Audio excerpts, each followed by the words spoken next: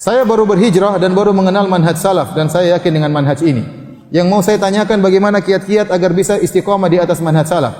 Ya, di antaranya kita terus belajar dan belajar. Ya, bahwasanya agama Islam ini ya banyak harus dipelajari dan terlalu banyak dalil dalam Al-Qur'an dan Sunnah tentang mulianya orang yang berilmu dan mulianya para penuntut ilmu. Ya.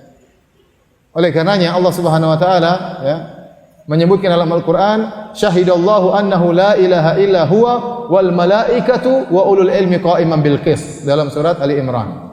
Kata Allah, Allah bersaksi, mempersaksikan bahwasanya tidak ada sembahan yang berhak disembah kecuali Allah. Allah sedang berdalil tentang keesaan Allah dengan persaksian Allah, wa malaikatuhu wa malaikati, kemudian Allah bersaksi dengan persaksian malaikat, wa ulul ilmi qa'iman bil qist, dengan juga persaksian para ahli ilmu. Bayangkan Allah menggandengkan persaksian ahli ilmu dengan persaksian malaikat dengan persaksian Allah untuk berhujjah tentang keesaan Allah Subhanahu wa taala. Ini menunjukkan keagungan orang-orang yang memiliki ilmu karena dijadikan dalil oleh Allah untuk mempersaksikan sesuatu yang sangat mulia, yaitu keesaan Allah Subhanahu wa taala.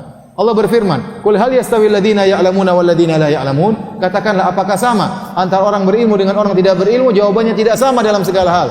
Di dunia tidak sama, cara bermuamalah tidak sama, cara menjalani kehidupan keluarga juga tidak sama, di akhirat juga tidak sama, di alam barzakh juga tidak sama, berbeda.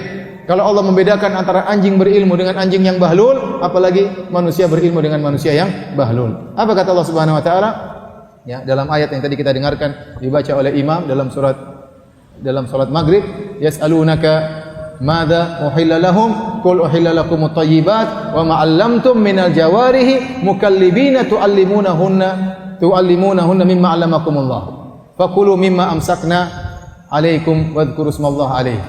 Mereka bertanya kepada engkau apa yang dihalalkan bagi mereka. Katakanlah, dihalalkan bagi kalian perkara-perkara yang baik dan hasil tangkapan anjing yang kalian sudah ajari.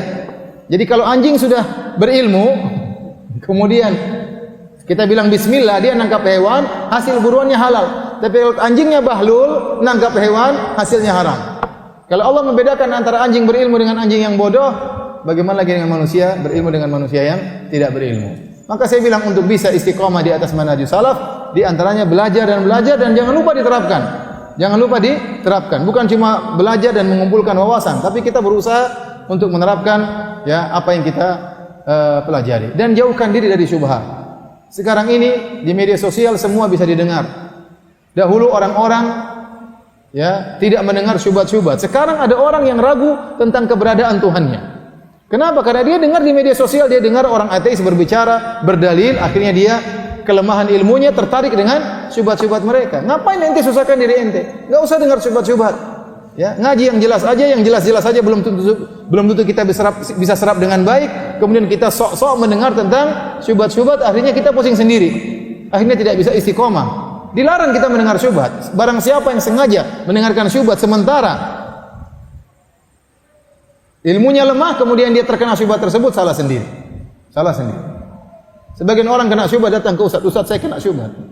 Dia datang kena syubhat, lapor sama saya. Kenapa dengar syubhat ya? Masih banyak perkara yang jelas yang perlu kita pelajari.